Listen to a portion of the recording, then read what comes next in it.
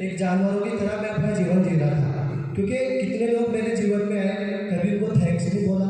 जिसने ऊपर वाले ने मुझे इस दुनिया में भेजा उसका थैंक्स नहीं बोला, अपने माँ बाप, अपने उस्तादों या अपने अड़ोसी पड़ोसी किसी का भी थैंक्स नहीं बोला, किसी का भी शुक्रिया अदा नहीं किया। तो मतलब कितने अंधेरे में मैं जी रहा था। और आज मैं पहली बार किसी प्रोग्राम में हूँ, और इतने बड़े प्रोग्राम में पिछले लगभग 7-8 महीने से वेस्टेज को सीख रहा हूँ। और बड़ा ही एक ऐसा आनंद आया आज इस मीटिंग में मुझे, जो आज तक जीवन में नहीं आया। तो थैंक यू वेस्टेज और थैंक यू गौतम वाली सर और wastage system. Thank you sir.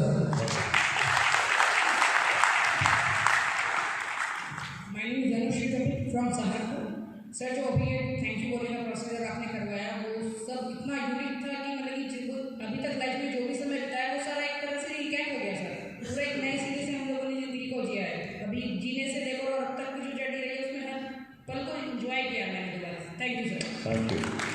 Good morning sir, this present is Pallavi from Dhampur. और सर आज मुझे नाम ऐसा फील हुआ कि जिन लोगों की हेल्प की वजह से आज मैं यहाँ पर हूँ, तो पूरा दिन भी अगर मुझे मिल जाए लोगों को थैंक यू करने के लिए तो वो भी कम है। Thank you. Good morning sir, thank you. सबसे पहले राजकुमार सर को थैंक्स, और आपका भी जो मुझे लाइन दिया। और सर थैंक्स के ये अगर थैंक्स ही लिखते जाएंगे अगर हमारे सारे दिन में, तो हमारे को किसी की बुराई करने का तो वक्त ही नहीं मिलेगा, और हमारे पास इस नेगेटिविटी हमारे दिमाग में बिल्कुल ही नहीं घुसेगी। अभी 5-7 मिनट लिखने से ये चीज़ फील हुई कि अगर सारा दिन की ये कॉपी भी लिखी जाए तो थैंक्स इतने ही है कि हम सारी ज़िंदगी का भी शुक्र अदा नहीं कर सकते। तो thank you very much. Thank you.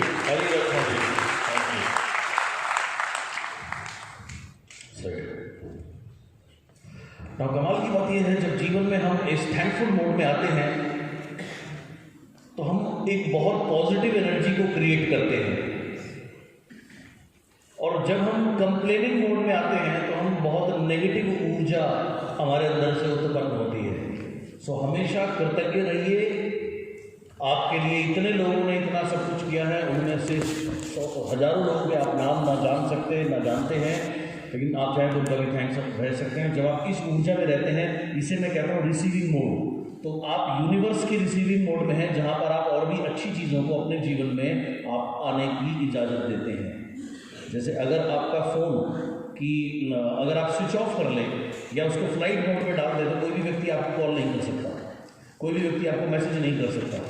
Same life में जब हम शिकायतें करते हैं और सिर्फ हम कमियों के ऊपर फोकस करते हैं, तो ऐसे ही हमारे जो रिसीविंग मोड है वो बंद हो जाता है, कोई भी अच्छी चीज़ हमारे पास आ नहीं सकती। लेकिन जब हम कृतज्ञ होते हैं तो उस रिसीविंग मोड को हम पूरी तरीके से खोल देते हैं, तो वहाँ मौका देते हैं यूनिवर्स को हमें और भी अच्छी चीज़ें, अच्छे अनुभव और अच्छे लोगों को हमारे जीवन में लाने के लिए। चलिए आगे बढ़ते हैं इस सिलसिले को। सही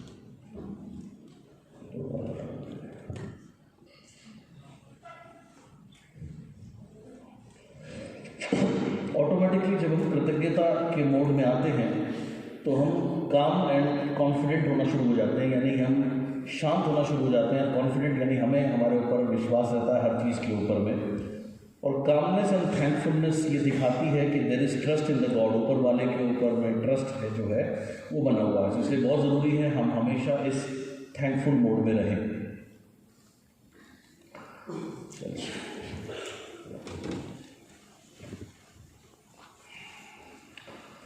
अब बात करते हैं एंग्जाइटी। एंग्जाइटी का मतलब क्या होता है? चिंता, बेचैनीपन। एंग्जाइटी, बेचैन जब हम किसी भी चीज़ को लेकर के होते हैं, चिंता हमें होती है, देन आते हैं automatic negative thoughts. Negative thoughts लेके आते हैं डाउट को, और ये चीज़ जब हम इस मोड में आते हैं, इमीडिएटली हमारा जो ट्रस्ट है, जो विश्वास है क्रिएटर से, वो हट जाता है। जिस पल हमें चिंता हुई, चिंता कहाँ से होती है? हमारे अंदर एक नेगेटिव विचार आता है, एक नेगेटिव विचार दूसरे नेगेटिव विचार को लेके आता है, दूसरा नेगेटिव विचार तीसरे नेगेटिव विचार को लेके आता है। ऐसे विचारों की एक श्रृंखला शुरू हो जाती है, और फिर वहाँ हम हर चीज़ के ऊपर डाउट करते हैं, अपने ऊपर, अपनी पावर के ऊपर में, सिस्टम की पावर के ऊपर में, एंड ऑटोमेटिकली हमारा जो ट्रस्ट है वो हिल जाता है या हट जाता है गॉड से। यहाँ पे हमें एक चीज़ समझनी है, without god you can not. जैसे मैंने आपको पहली क्रिया में भी बताया था, उसकी कृपा के बिना आप सांस भी नहीं ले सकते। आजीवन हम इस भ्रम में रहते हैं, मैंने ये किया, मैंने वो किया। सच्चाई ये है, we can not do anything जब तक उसकी ब्लेसिंग्स ना हो। So without god you can not, उसकी ब्लेसिंग्स के बिना आप कर नहीं सकते, and without you god will not. और स्वयं तो वो उतर के आएंगे नहीं, तो उन्हें भी एग्जाम्पल चाहिए होते हैं अच्छे लोगों के, कि सफल बना जा सकता है। जी हाँ, बना जा सकता है। तो वो जो सदकर्म करने वाले लोग हैं उनको सफलता प्रदान करते हैं। अच्छा बना जा सकता है, जी हाँ, ऐसे अच्छे लोग होते हैं। So without you god will not, आपके बिना वो ऑपरेट नहीं करते। आप सिर्फ उस रिसीविंग मोड में रहो, जहाँ पर आप कंप्लेन नहीं करते, हमेशा ग्रेटिट्यूड के साथ में है। एंड बाकी जो चीज़ें अब तक हमने सीखी, most important thing, surrender yourself. खुद को आप टोटली सरेंडर कर दो। जैसे मैंने आपको दिन की आज पहली क्रिया कराई थी, जब आप अपनी हर दुख, चिंता, परेशानी अपने सर्वशक्तिमान के चरणों में रख करके आप सरेंडर कर दो। सरेंडर करने के बाद आप सिर्फ क्या कर सकते हो? आपने अपना पहला कर्म ये किया, उसके बाद जो बाकी कर्म है वो आप करो। यही चीज़ गीता में बताई गई है कि आप कर्म के ऊपर फोकस करो, आप अपना कर्म करो। कर्म करने के लिए ही पृथ्वी लोक में आपका जन्म हुआ है। परिणाम आपके हाथ में नहीं है, परिणाम हमेशा दाता के हाथ में होते हैं। देने वाला हमेशा दाता है। आप अपना ईमानदारी से कर्म करो, उसके बाद अगर आप निरंतर कर्म करते रहोगे तो आपको परिणाम ज़रूर मिलेगा। किसी को थोड़ा सा जल्दी मिलता है, किसी को थोड़ा सा लेट मिलता है, लेकिन मिलता अवश्य है। आप अपना कार्य ज़रूर करते रहिए। सो अपने आप को सरेंडर करके, अपनी ईगो को सरेंडर करके, अपने अहम को सरेंडर करके, जिस भी शक्ति को मानते हो उनके चरणों में समर्पित करके अपने दुख, चिंता, सब कुछ, और सिर्फ कर्म करने पे आप फोकस करो। ऑटोमेटिकली अचीवमेंट्स की शुरुआत वहाँ से होती है। जितना ये सिंपल शब्द है सरेंडर, उतना ही ये गहरा शब्द है। आपने टोटल अपने आप को सरेंडर कर देना है। जैसे इसका सबसे बढ़िया एग्जाम्पल है, कुत्ता एक ऐसा जानवर है जिससे बहुत कुछ सीखा जा सकता है। सबसे पहले अनकंडीशनल लव। कितने लोगों के घर में डॉग है कुछ लोग? गुड। जब थोड़े दिन बाद घर जाते हैं, 2 दिन बाद, 5 दिन बाद, कैसे स्वागत करता है? कैसे? जी, आता है, कूदता है, झपटता है, बार बार पूंछ हिलाता रहता है, भौंक करके नाराज़गी भी व्यक्त करता है, चाहता है आप उसे प्यार करें, गले से लगाएं। वो ये नहीं कहता 3 दिन कह गए थे, 5 दिन में क्यों आया? कहाँ था? क्या कर रहा था? Unconditional love. दूसरी चीज़, आपने कभी उसको चिंता में देखा है? सुबह उठा, आपने जो टाइम पर है भोजन आपने उसको दे दिया, ठीक है? उसके बाद आप दिन में देखो कितने चैन की नींद सोता है, उसे टेंशन नहीं है। वो ये नहीं सोचता अभी तो खाना दे दिया, शाम का देगा या नहीं देगा, या बता क्या बनाएगा शाम को, दोबारा सूखी रोटी तो नहीं देगा। ये नहीं पूछता, क्योंकि उसने अपने आप को आपको सरेंडर कर दिया है। और जब वो उसने आपको सरेंडर कर दिया ना, तो जिन घरों में पेट्स होते हैं, जो डॉग होते हैं, वो भी एक फैमिली मेम्बर की तरह ही होते हैं। और अगर कभी उसकी तबीयत ठीक नहीं है, खाना नहीं खाया, तो उन घर में ये चर्चा रहती है, आज जो भी घर में आता है, आज इसने खाना नहीं खाया, आज इसकी ना तबीयत ठीक नहीं है। तो जो भी आता है, अरे क्या हुआ, अरे मेरा बेटा, अरे मेरा बच्चा, अरे इस तरीके का वो क्यों? क्योंकि उसने अपने आप को सरेंडर कर दिया है आपके ऊपर। तो उसकी कोई भी तकलीफ हो उसकी नहीं है, आपकी है। अगर वो एक टाइम भी खाना ना खाए तो आपको बुरा लगता है, अगर थोड़ी भी तबीयत खराब होती है तो आप उसको डॉक्टर के पास लेके जाते हो। सर्दी का जैसे मौसम है तो जो आप उसको कुछ ना कुछ कवर करके भी रखते हो, उसका बिस्तर में भी मुलायमदार हो, कोई दिक्कत ना हो, यानी आप पूर्ण ख्याल रखते हो, क्योंकि उसने क्या किया, अपने को सरेंडर कर दिया, वो आपकी जिम्मेदारी बन गया। तो इसलिए आप पूरा ख्याल उसका रखते ही रखते हो।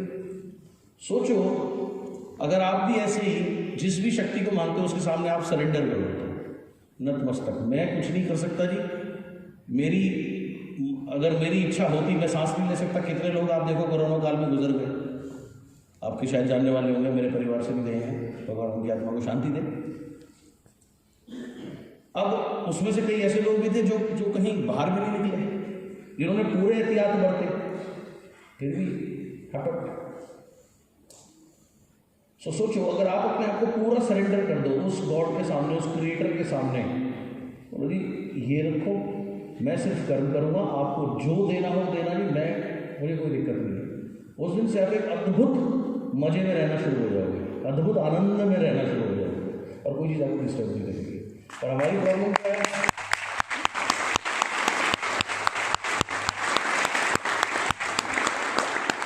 हम सब कुछ खुद करने की कोशिश करते हैं।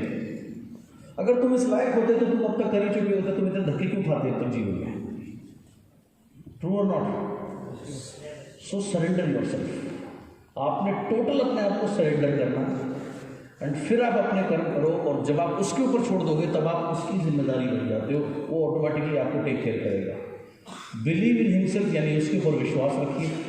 जिस भी शक्ति को आप मानते हैं, जिस भी रूप में मानते हैं, बिल्कुल मानिए। यहां पर एक चीज और बताना चाहूंगा, अगर मैं आपसे एक सवाल पूछूं कि which God is most powerful, तो क्या जवाब आएंगे? इसका उत्तर डिपेंड करता है मैं किससे पूछ रहा हूं। हो सकता है अगर मैं आपसे पूछूं तो आप बोलो अल्लाह, आपके लिए कोई दिक्कत नहीं है। हो सकता है अगर मैं पंडित जी से पूछूं तो वो कहे बजरंगबली। हो सकता है अगर मैं एक ऐसी व्यक्ति से पूछूं जिसका नाम जॉन है तो वो कहे जीसस क्राइस्ट। हो सकता है अगर मैं सरदार जी से पूछूं तो वो कहे वाहेगुरु। यहां पर कितने लोग अपने वाहन से आए हैं? अपने निजी वाहन से कितने लोग आए हैं? बढ़िया, गुड। कुछ बस से कितने लोग आए हैं? बढ़िया। ट्रेन से कितने लोग आए हैं? ट्रेन चल रही नहीं चल रही? ओके, चलो। मतलब अगर ये नॉर्मल पीरियड होता, कोरोना काल नहीं होता, तो ट्रेन से भी कुछ ना कुछ लोग आते। सही है, ओके। क्योंकि इसकी चर्चा विश्वास जी ने किसी से बाहर करी नहीं। जनरली जब हम वर्कशॉप करते हैं तो बाहर भी बताते हैं, तो लोग आपने देखा आउट ऑफ स्टेशन से, यानी दूर दराज से आते हैं, एरोप्लेन से भी आते हैं। तुम बिहार से आए, तुम ट्रेन से नहीं आए? रेल से आए हैं? रेल से? तो मैंने ट्रेन ही तो बोली।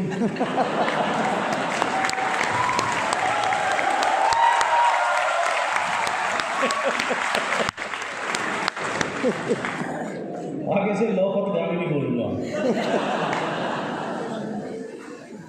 तो आप देखिए, अगर ये नॉर्मल पीरियड होता, जब 2-3 दिन की वर्कशॉप करते हैं, अक्सर इसकी खबर बाकी जगह पहुंच जाती है, तो बहुत से लोग फ्लाइट लेकर के भी आते हैं। तो मैं आपसे पूछना चाहूँगा कि इसमें सबसे बेहतर रास्ता कौन सा है? निजी वाहन से आना, ट्रेन से आना, बस से आना, फ्लाइट से आना, ट्रेन से आना? क्या जवाब देंगे? हाँ जी?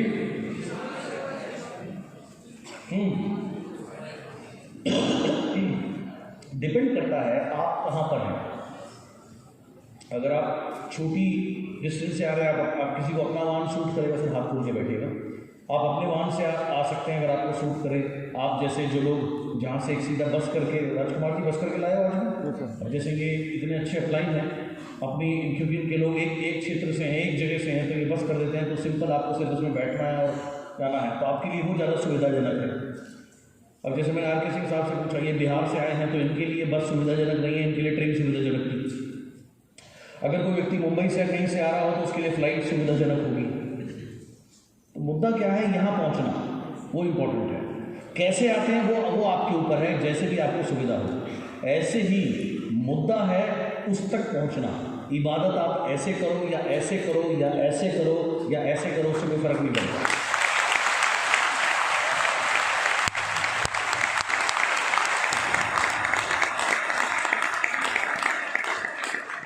और देखिए, इंसान एक होता है, लोग उसको अलग अलग नाम से जानते हैं। आपके माता पिता आपको किसी प्रेम भरे नए नाम से पुकारते होंगे, है ना। आपके जो दोस्त लोग हैं वो भी कुछ प्रेम भरे नाम से पुकारते हैं, लेकिन वो शायद यहाँ आप लेना ना चाहो। ऑफिशियली एक नाम हमें जो दिया जाता है, हमें ऑफिशियल सर्कल में उस नाम से पुकारा जाता है। फिर हमारा जो पार्टनर या पार्टनर होती है वो भी हमें कुछ डिफरेंट नाम से पुकारते हैं। तो देखिए, इंसान एक, उसके बाद जब हम थोड़े और बड़े होते हैं, जब आपकी फैमिली शुरू होती है, बच्चे होते हैं, वो आपको डिफरेंट नेम से पुकारते हैं।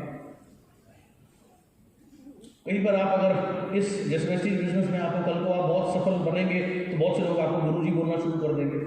तो इंसान एक ही है, उस एक इंसान को अलग अलग नाम से पुकारा जाता है। शक्ति एक ही है, आप उसे खुदा बोलो, आप उसे भगवान बोलो, आप उसे गॉड बोलो। जैसे सूरज को अंग्रेजी में सन कहते हैं, हम सूरज कहते हैं, रवि कहा जाता है। अलग अलग भाषा में उसका अलग अलग नाम दिया गया है।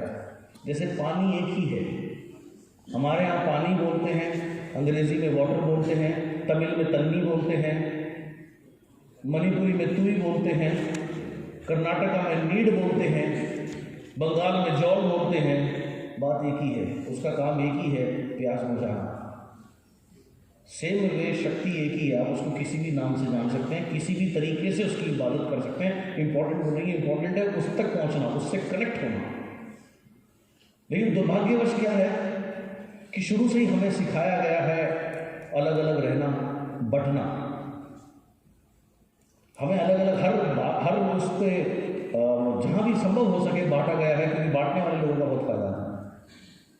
तो इस चीज़ को सबसे पहले आपने अंडरस्टैंड करना है। जब आप हर उसमें, हर रिलीजन में, आप देखिए, अगर आप कभी अमृतसर जाने का मौका मिले तो गोल्डन टेम्पल जाइएगा।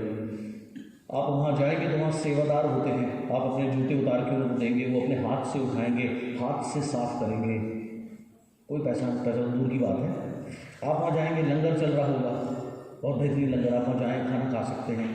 किसी भी गुरुद्वारे में आप जीवन में कठिन समय में हो, 2 दिन 3 दिन रह सकते हैं, और ज़रूर नहीं उसके लिए आप सिख मज़हब को फॉलो करते हो, कोई ज़रूरी नहीं है। तो क्यों? क्योंकि उसमें सिखाया गया है सेवा करना।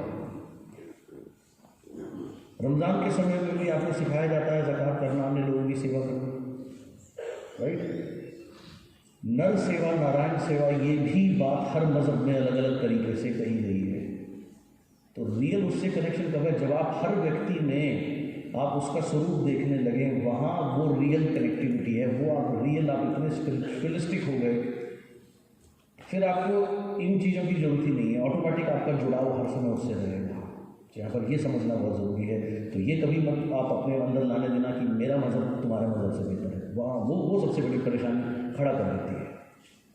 आपको जो रास्ता सूट करता हो आप वहाँ पहुँचो। मुद्दा है वहाँ पहुँचना। जैसे मुद्दा है यहाँ आना, ना मेरा वाहन आपकी बस से बेहतर नहीं हो सकता और ना मेरी बस आपकी ट्रेन से बेहतर हो सकती है। इस चीज़ को आपने समझना है।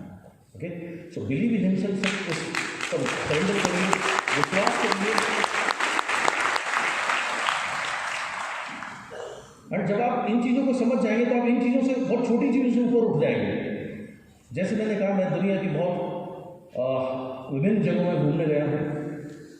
मैं अबू धाबी की मस्जिद में भी गया हूँ, मैं लंदन के, यूरोप के बहुत सारे चर्च में भी गया हूँ, अजमेर शरीफ की दरगाह में भी गया हूँ, और न जाने कितने मंदिर भी गया हूँ और गुरुद्वारे में गया हूँ। जहाँ वो इन जगह तो है ही है, सबसे पहले तो वो आपके अंदर है।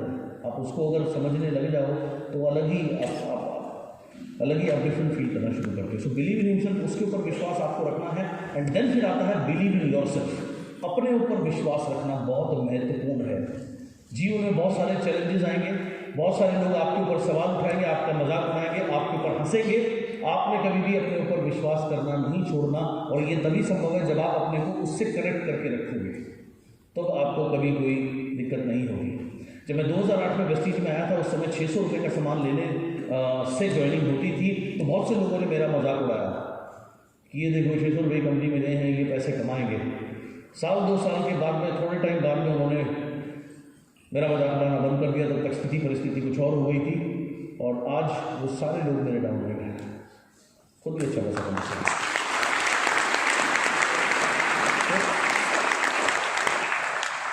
बिलीव इन योरसेल्फ, अपने ऊपर हमेशा उसके ऊपर विश्वास रखें, अपने ऊपर विश्वास रखें। Look and focus on what you have and be thankful.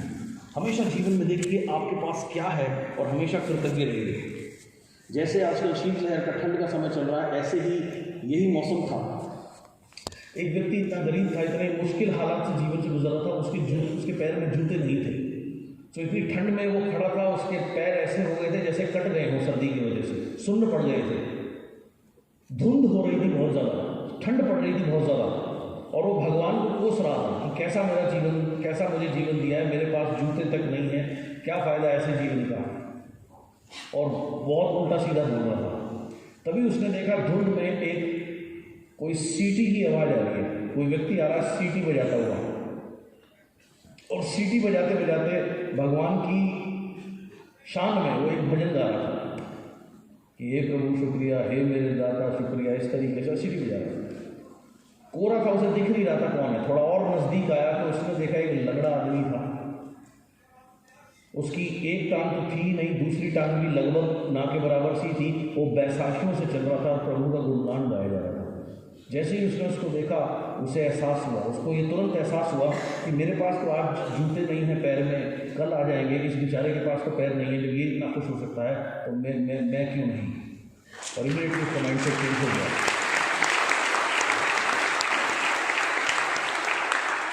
आपके पास जीवन में बहुत सारी चीज़ें नहीं होंगी, लेकिन बावजूद उसके आपके पास भी बहुत कुछ है।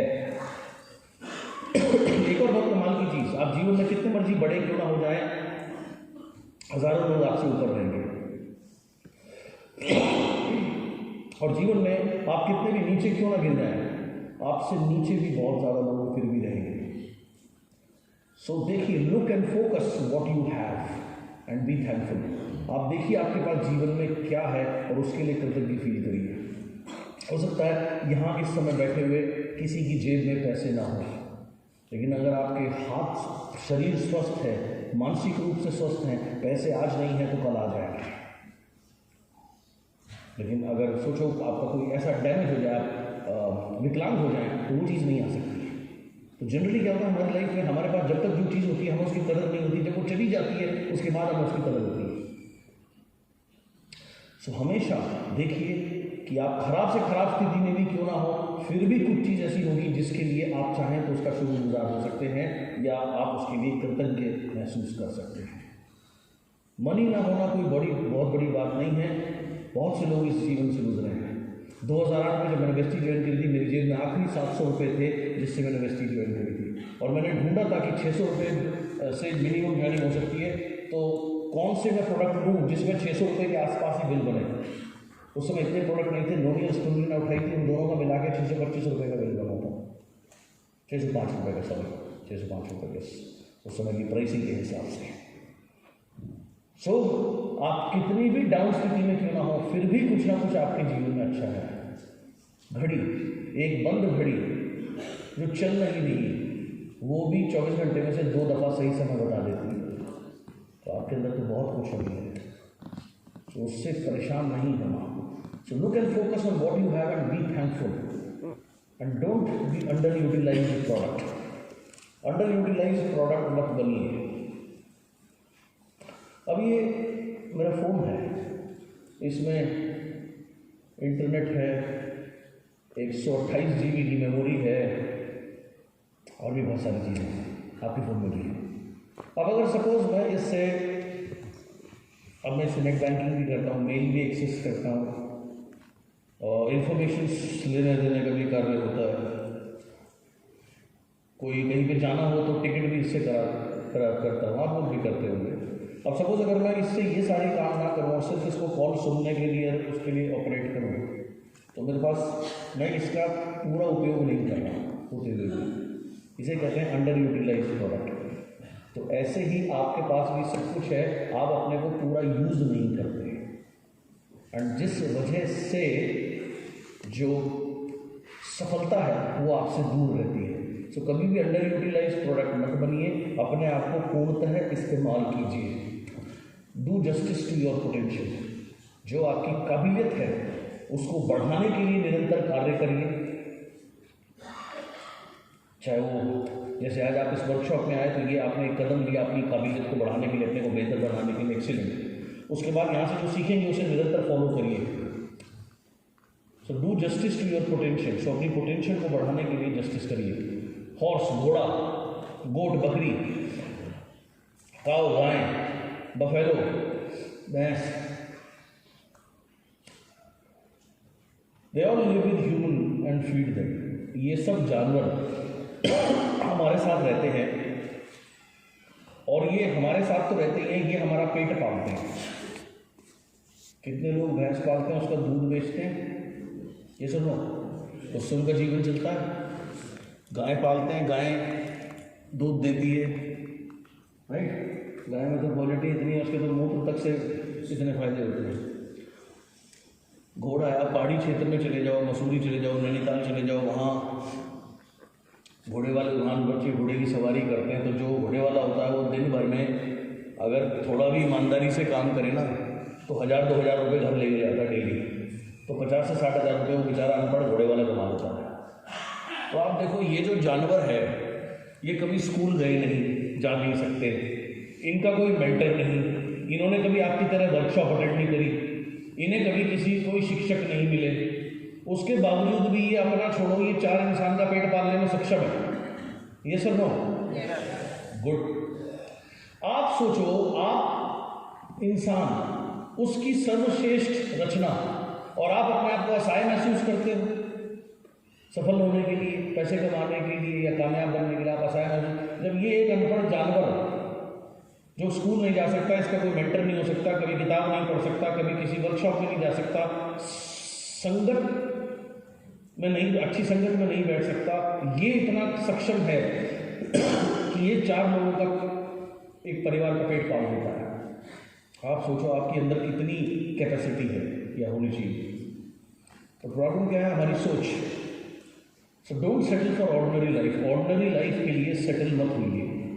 ऑर्डिनरी लाइफ क्या होती है? बड़े हुए, कमाना शुरू किया, अपने परिवार के लिए कमाया, वो बहुत ऑर्डिनरी लाइफ है। अगर आप सिर्फ अपने परिवार के लिए पैसा कमाते हैं तो आप में और जानवर में कोई अंतर नहीं है। बल्कि जानवर एक परिवार का पेट पाल देता है, आपने सिर्फ अगर अपने इमीडिएट परिवार का पेट पाला तो आप जानवर रूपी जीवन जी रहे हैं। So don't settle for ordinary life. Ordinary life के लिए आप नहीं बने हैं। अगर उसके लिए बने होते तो आपकी भी 4 टांगें होती हैं, आप भी दूध दे रहे होते, तुम्हारे रोज थम धुए जाते। वो नहीं हो ना, क्योंकि तुम ऑर्डिनरी लाइफ के लिए बने नहीं हो। तो don't settle for ordinary life. It is my moral responsibility to be rich. ये आपको समझना है आज, ये बहुत इंपॉर्टेंट पॉइंट है, इसको अपनी खोपड़ी में घुसेड़ना आज। आपकी नैतिक जिम्मेदारी है अमीर बनना। क्यों?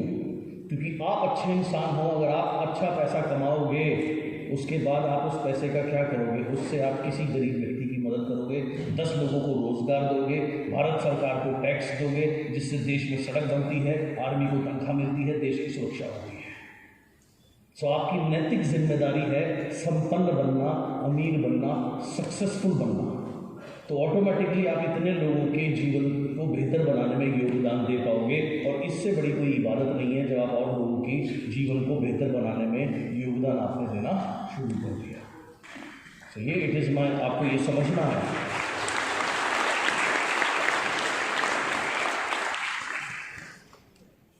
It is my moral responsibility to be rich. All good people, जितने भी अच्छे लोग हैं, मैं चाहता हूँ इस दुनिया में वो सब संपन्न बने, वो सब कामयाब बने।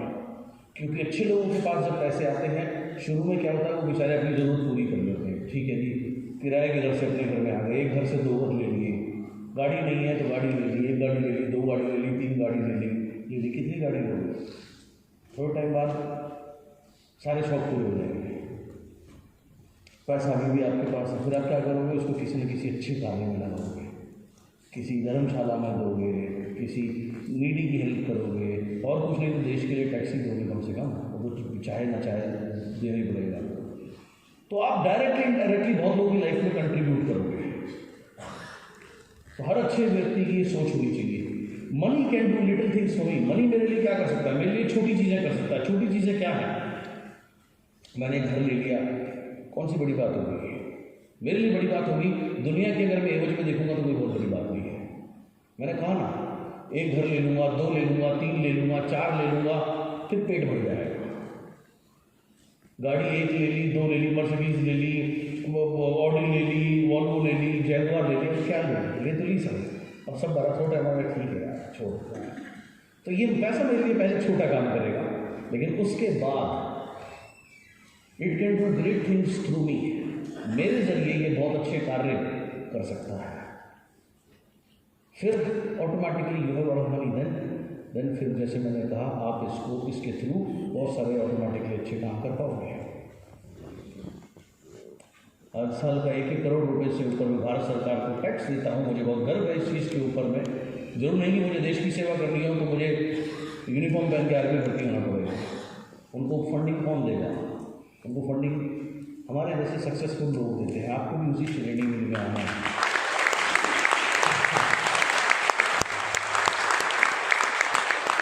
अब तक हमारा कल्चर ही गलत रहा है। इस देश के 70-80% लोग तो टैक्स ही नहीं देते। अब आप सोचो, अगर सारे लोग संपन्न हो, आप छोटे राज्य से समझ लो, गुजरात ज़्यादा संपन्न है या छत्तीसगढ़ ज़्यादा संपन्न है? गुजरात। क्यों? लोग संपन्न हैं। क्योंकि वहाँ के लोग संपन्न हैं, वो संपन्न हैं तो राज्य संपन्न है। राज्य संपन्न है तो आज से 20 साल पहले, 30 साल पहले उनके गाँव में बिजली थी। आज भी अगर आप वहाँ चले जाओ, सूरत चले जाओ, राजकोट चले जाओ, अहमदाबाद चले जाओ, रात को 2 बजे भी कोई भी लेडीज पूरे गहने पहन के कहीं पे भी जा सकती है, पूरी तरह सेफ है, कोई दिक्कत नहीं है। समझ रहे हैं? क्योंकि वो एक संपन्न जगह है। संपन्नता से पहले मेटीरियलिस्टिक संपन्न हुए, दिमाग से संपन्न हुए, सुविधाओं से संपन्न हुए, हर तरीके से संपन्न है। और जैसे मैंने बात करी, अगर मैं बात करूं छत्तीसगढ़ की, बिहार की, अब क्या है, यहाँ संपन्नता कोई नहीं है, गरीबी है। गरीबी है तो दूसरी जगह मजदूरी करने जाना पड़ता है। तो आप देखो, हर एक अच्छे इंसान की जिम्मेदारी होनी चाहिए संपन्न बनने की। अगर सब लोग संपन्न होने लगे तो पहले बात, संपन्न लोग जो व्यक्ति जहाँ भी रहेंगे, मान लो एक कॉलोनी है, उसमें 20 लोग संपन्न हो गए तो वो कॉलोनी के अपने आप वारे न्यारे हो जाएंगे। उसके बाद में क्या है, जिस शहर के लोग संपन्न होंगे वो शहर अपने आप अच्छा हो जाएगा। जिस राज्य के लोग संपन्न होंगे वो राज्य अच्छा हो जाएगा। जिस देश के लोग संपन्न होंगे वो देश संपन्न हो जाएगा, वो अच्छा हो जाएगा। और क्या, यही सोच है। So money can do little things for me but it can do great things through me. लेकिन मेरे जरिए वो ग्रेट थिंग्स कर सकता है। हमारे यहाँ प्रॉब्लम क्या है, अच्छे लोग क्या कहते हैं, मुझे तो ज़्यादा पैसा नहीं चाहिए, बस उतना चाहिए कि जितने में अपना काम हो जाए। ज़्यादा पैसा कमा के क्या करना है? इस तरीके की सोच अगर हर कोई इस तरीके से सोचता तो कभी संपन्नता आती नहीं। अगर टाटा ने टाटा की तरह सोचा तो न जाने लाखों करोड़ों लोगों को रोजगार दिया। बिरला ने बिरला की तरह सोचा तो लाखों लोगों को रोजगार दिया। वाली साहब ने भी, अगर वो सोचते मेरे को क्या करना है, अच्छी खासी नौकरी करते थे, क्यों मैं सरदर्दी में पढ़ूँ। तो जब जब आप अपने से ऊपर उठ के सोचोगे तो आप कितने लोगों की लाइफ में कंट्रीब्यूट करते हो, आपने ये सोचना है। अगर आप घर में, बहुत से लोग मैं देखता हूँ शुरू में 10-20 हज़ार रुपये कमाने के लिए आते हैं, 2 लाख रुपये मिलने लगते हैं, उसके बाद घर में पढ़ते हैं, सोते हैं, खाते हैं, बस और कुछ नहीं करते, और they are wasting their life. जब आप सफल हो गए तो आपका जीवन आपका नहीं है, आपका धर्म है कंट्रीब्यूट करना उन लोगों की लाइफ में, और आगे बढ़ो और कामयाब हो ताकि और लोगों को आप इंस्पायर कर सको। सो गुड पीपल, हमारे यहाँ दिक्कत यही है, कहते हैं मुझे पैसे नहीं चाहिए। और बहुत से लोग क्या सोचते हैं कि बहुत पैसे के चक्कर में मैं स्पिरिचुअल नहीं हो सकता। ये बकवास है। आप बहुत रिच भी हो सकते हैं और आप बहुत स्पिरिचुअल भी हो सकते हैं अगर आप चाहें तो, और आपको होना चाहिए, दोनों जगह संपन्न होना चाहिए आपको। और बुरे लोग क्या कहते हैं कि मुझे तो बहुत पैसा चाहिए, उल्टे काम करने के लिए बहुत पैसे की जरूरत पड़ती है। बहुत खर्चा होता है। All good people having money earth will become heaven. अगर सब अच्छे लोगों के पास पैसा हो तो ऑटोमेटिकली पृथ्वी स्वर्ग बन जाएगी। हर महीने आप सोचो 1 करोड़ रुपए आपके अकाउंट में आते हो, कितना खाओगे, कितने कपड़े बनाओगे, थोड़े टाइम बाद सारे शौक पूरे हो जाएंगे, फिर क्या करोगे? पहली बात तो उसमें से 20-25 लाख रुपए सरकार ले लेगी तो अच्छी बात है, बढ़िया है। और उसके बाद भी पैसे आए जा रहे हैं, पैसे आए जा रहे हैं, पैसे आए जा रहे हैं, तो क्या करोगे? कुछ अच्छा ही काम करोगे यार। तो यही चीज़ यहाँ पे मैंने लिखी है, all good people having money earth will become heaven. और यहाँ पर एक चीज़ आप और समझना, कोई भी स्पिरिचुअली हाई जो जगह है वो गरीब नहीं है, वो सुपर रिच है। वहाँ दरिद्रता का वास नहीं है। जहाँ नारायण है वहाँ दरिद्रता कैसे हो सकती है? जहाँ प्रभु है वहाँ किसी चीज़ की कमी कैसे हो सकती है? इस सिंपल सी चीज़ को आपने समझना है। चलो इसको हम अलग अलग मजहब के हिसाब से समझते हैं। सरदार जी, आपके उसमें सबसे बड़ी इबादत की जगह गोल्डन टेम्पल है जी। सर, गोल्डन टेम्पल का नाम ही गोल्डन टेम्पल क्यों है? क्योंकि इतने स्वर्ण उसके अंदर है। गोल्डन टेम्पल सर अमीर है गरीब है प्रॉपर्टी नहीं, सब जाते हो तो मैं मानता हूँ कि मतलब वो पैसे की कमी तो नहीं है वहाँ किसी भी चीज़ की, सब है ना, संपन्नता है। जहाँ 1 लाख से ज़्यादा लोग हर रोज खाना खाते हैं तो आप सोचो वहाँ कितनी संपन्नता होगी, कितनी संपन्नता है। अब आ जाते हैं आपके मजहब के हिसाब से सबसे पाक जगह कौन सी है? काबा। काबा अमीर है गरीब है? काबा में किस चीज़ की कमी है? संपन्नता या दरिद्रता है? संपन्नता है। सेम वे अगर मैं रिचेस्ट टेम्पल की बात करूं, आंध्रा में तिरुपति, 1 लाख से ज़्यादा लोग वहाँ विजिट करते हैं और वहाँ डेली करोड़ों रुपए चढ़ता है, डेली। अंदर बैंक खुले हुए हैं, अंदर इतने संपन्नता। जहाँ नारायण है वहाँ संपन्नता ही, वहाँ दरिद्रता हो ही नहीं सकती। जहाँ सर्वशक्तिमान के पास संपन्नता नहीं होगी तो किसके पास होगी? तो आपसे किस बेवकूफ़ ने कहा कि स्पिरिचुअली हाई होने के लिए आपको दरिद्र रहना पड़ेगा? ये बकवास है, ये बिल्कुल भी सत्य नहीं है। अंडरस्टैंड? सो जहाँ कोई भी स्पिरिचुअली अलाइन जगह दरिद्र नहीं हो सकती। They all are super rich. Never have anti rich people feeling. कभी भी, जैसे बहुत से लोगों को देखता हूँ, उनको रिच लोगों से ना जेलसी होती है बहुत लोगों की, उसके जैसे तो बन नहीं सकते, उसको सबसे बढ़िया उसको गाली देना शुरू कर दो। और एक चीज़ ध्यान रखना, आप जिसको गाली देते हो आप अपने सबकॉन्शियस माइंड को बता रहे हो ये गंदे लोग हैं, इसके जैसा कभी नहीं बनना। आपका सबकॉन्शियस माइंड कहता है ठीक है मालिक, अब मालिक पिछवाड़ा घिसवा के मीटिंग कर रहा है लेकिन मालिक अमीर नहीं बन रहा, क्योंकि मालिक की ना यहाँ प्रॉब्लम। सो कभी भी किसी संपन्न व्यक्ति से आपको जेलसी नहीं होनी चाहिए, जलन नहीं होनी चाहिए। और ये गलती मिडिल क्लास लोग और गरीब लोग बहुत ज़्यादा करते हैं। उनको शुरू से यही सिखाया जाता है कि अमीर बने ना तुम्हारा खून चूस के बने। अब जैसे आप नॉर्थ ईस्ट में जाओ या कहीं पे जाओ, सारे बिजनेस मारवाड़ियों के पास में है। अब वो अपने बच्चों को कैसे कहता है ये इन्होंने तुम्हारे बाप दादा को लूट के अमीर बने। अरे तुम्हारे बाप दादा को शराबे पीने से फुर्सत नहीं थी, उन्होंने अपना घर छोड़कर क्या है मेहनत करी, इसलिए वो अमीर बने भाई। सिंपल सी बात है। सो किसी भी संपन्न व्यक्ति को आपने कभी भी जेलसी से नहीं देखना, जलन से नहीं देखना। जैसे ही आप अपने मन में किसी के प्रति भी जलन लेकर आते हो, अगेन आपका कनेक्शन उससे कट जाता है। किसी भी आप संपन्न व्यक्ति को देखो, उससे आप इंस्पायर हो कि यार बहुत अच्छी बात है, अगर ये कर सकते हैं तो कहीं ना कहीं मैं भी कर सकता हूँ, मैं भी करूँगा, बहुत बढ़िया, अच्छी बात है। तो ये फीलिंग्स आपने अपने अंदर रखनी है, क्योंकि जिस भी चीज़ को आप क्रिटिसाइज करोगे वो कभी नहीं बन सकते। आप जिस भी चीज़ की आप निंदा करोगे आप वो कभी नहीं बन सकते। आप सोचो अगर एक व्यक्ति आपको देखते ही गाली देना शुरू कर दे, आपको जब देखे आपके बारे में उल्टा सीधा बोले, क्या आप ऐसे व्यक्ति के साथ मिलना पसंद करोगे? उसे बात करना पसंद करोगे? उसके साथ बैठना चाहोगे? नहीं बैठना चाहोगे ना। तो ऐसे ही जब आप दिन रात कामयाब लोगों की निंदा करते हो, जिनके पास बहुत पैसा हो उनकी आप निंदा करते हो, आप पैसे को क्रिटिसाइज करते हो, पैसा आने से दिमाग खराब हो जाता है, पैसा आते ही आदमी बदल जाता है, पैसा आते ही आदमी ये हो जाता है, हर तबके में हर तरीके के लोग होते हैं। आप किसको देख रहे हो?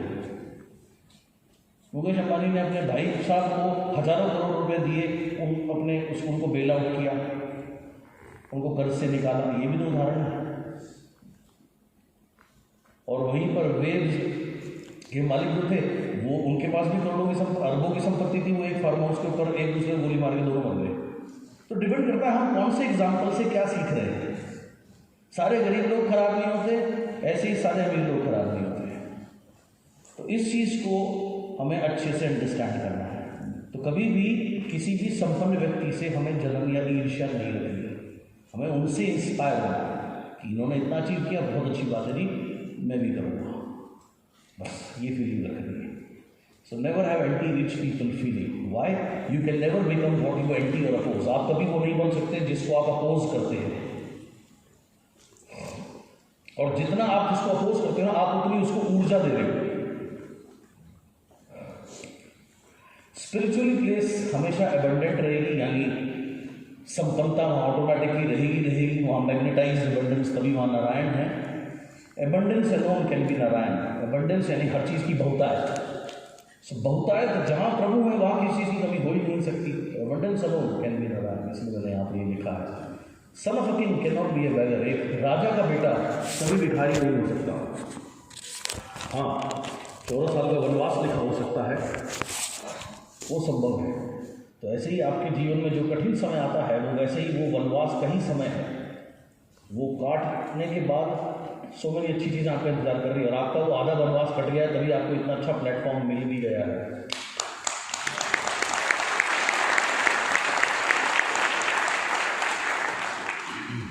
आपको इस चीज़ को समझना है। Son of a king cannot be a beggar. जब मैं परमपिता परमेश्वर की संतान हूँ जो सर्व संपन्न सब कुछ है, तो मैं गरीब कैसे हो सकता हूँ? हाँ, मेरा कुछ टेस्टिंग टाइम है। ये टेस्टिंग टाइम जब मैं निकाल लूँगा तो इतनी सारी बेहतरीन चीज़ मेरे लिए मेरा इंतज़ार कर रही है। ये फीलिंग रखनी है। I am the best among the best. मैं सर्वश्रेष्ठ हूँ श्रेष्ठों में। ये विचार, if God is with me who can be against me. अगर ऊपर वाला मेरे साथ है तो मेरे खिलाफ कौन हो सकता है? अगर है तो हो जाए, क्या फर्क पड़ता है? मुझे उससे अलाइन रह करके अपने सर झुकाकर उसको श्रेय देकर अपने सदकर्म करने और मैं करूँगा। That's all. सो इफ आप उससे जुड़ गए हैं, वो आपके साथ है, तो फिर कौन आपके साथ है या नहीं है क्या फर्क पड़ता है? Doesn't matter. और किसी की जरूरत है ही नहीं। अगर आपको सिर्फ इतनी सी बात समझ में आ जाए कि जब सर्वशक्तिमान के साथ आप जुड़े हुए हो, हर चीज़ आपने उसको उनको सरेंडर कर दी, हर चीज़ उनके चरणों में दे दी, उनका नाम लेकर के आप हर काम करो, तो ऑटोमेटिकली आप सफलता आपको मिलेगी ही मिलेगी। बस यही चीज़ आपने समझनी है कि मैं वो मेरे साथ है, बस एवरीथिंग सब बढ़िया हुआ। जैसे जीवन में हम एक क्लास पढ़ाई पढ़ते हैं, परीक्षा देते हैं, तब हम अगली कक्षा में जाते हैं, हमारी प्रमोशन होती है। फिर हम पूरे साल पढ़ाई करते हैं, फिर परीक्षा देते हैं, फिर हमारी प्रमोशन होती है। तो ऐसे ही हमारे जीवन में चैलेंजिंग टाइम आते हैं जो हमें प्रमोशन देने के लिए आते हैं। अगर ये चैलेंजिंग टाइम नहीं आएंगे, परीक्षा नहीं दोगे, तो प्रमोशन कैसे होगी? तो जो भी आपकी लाइफ में चैलेंज है वो आपको आगे बढ़ाने के लिए हुआ है। उस चैलेंज को एक्सेप्ट करते रहिए, उसका नाम लेके सरेंडर करके सिर्फ अपने सदकर्म पे रहिए, एंड उससे कनेक्ट रहिए हमेशा हर स्वरूप और स्वरूप में। सो ये था हमारा अब तक का स्पिरिचुअल पार्ट। यहाँ हम लंच ब्रेक के लिए जाएंगे। लंच के बाद मैं आपसे बात करूँगा मेंटल पार्ट और फिजिकल पार्ट क्या है इस बिजनेस में, जो हमें और ज़्यादा आगे लेके जाएंगे या सफल बनाएंगे।